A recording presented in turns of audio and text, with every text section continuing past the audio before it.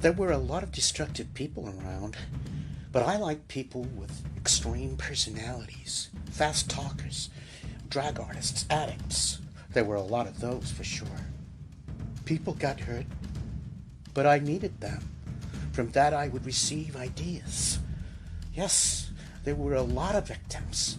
I think my best asset was that I could read between the lines of what they were saying.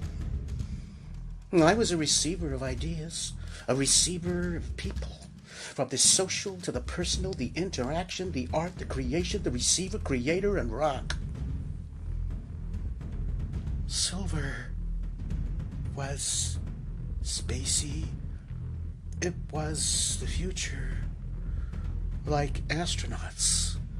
Their equipment was silver, but it was also the past. Hollywood silver screens, Hollywood actresses photographed on silver sets, but maybe more than anything else, silver was narcissism. Mirrors were backed with silver. But once I'd made a decision about someone that I had been watching, or looking at, they were in. In the factory, there was a microcosm of mostly working class dudes from the Bronx or something. Yes, they were drag artists, but they were also working class. But I was not about class. If you want to know all about Andy Warhol, actually, then all you gotta do is look at the surface of my paintings and my films, and there I am. There is nothing behind it. If I pretend to have no personality at all, then I am Andy Warhol. But what you must not do is to put on an act, because I do not know how to put on an act. So put on no act and let it all fade away. They were baffled by my Brillo box sculptures, but I opened the doors to the factory for the very first time. The night of the box showing and the opening of the studio changed things forever.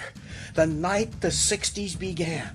The high society, the rough types, the polished types, the crush of the people in the room that night brought a new dimension to the factory. Just get it done and let others decide if it's good or bad. Irving Bloom? Oh, he was shocked and intrigued at my films, like The Kiss, because it was new. And the challenge was to try and change the concept of film as we knew it. I guess this is what we did, right? This is what we were doing. Just get it done and leave others to decide whether it's good or bad. Filming Jean Giorno at his apartment on East 74th Street. Just sleeping during the summer of 1963. Hell, I didn't know how to make a film, so we just made it. Sleep. Time disappearing before your very eyes. Fascinating, really. Oh, I didn't want to be in front of the camera. No. I wanted to be behind it. Myself. The guy with the magic touch, just getting people to do things. Weird things, natural things, strange things, good things, bad things. Yes, it was a rough democracy. A lot of guys got hurt. Broken-hearted forever. Look, I was not a bad person. It was my art, my indulgence. I think a lot of people loved me, and of course there were those who hated me. I made a lot of people famous, but really, you know, it was supposed to be fun. Whatever you wanted was available. A succession of superstars, socialites, models, actresses. In fact, non-actors could be even more interesting than professional actors, because they would reveal things about themselves. Edie Sedgwick, my Marilyn. Andy invited me into the factory just after I arrived in New York. I was like a rabbit caught in the headlights, but my fascination for Andy was legendary. He said I had more problems than anybody he'd ever met. What? That's not a nice thing to say, but I guess it's true.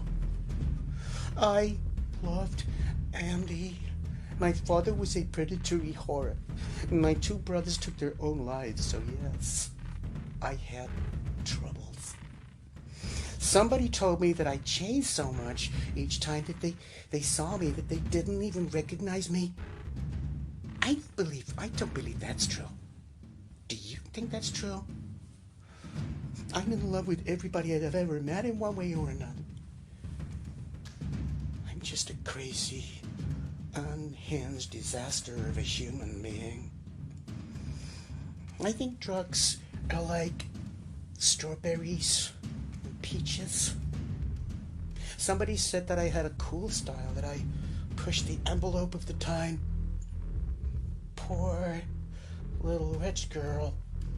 Wow, what a ride that was. Kitchen? That was such a weird experience. My co-star tried to strangle me on the kitchen table. And the hostility of questions from my other co-star, Chuck. He was an asshole. I just wanted to get close to Andy. And I did get close to him.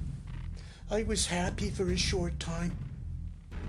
And he said that he had to sell the paintings to fund the film.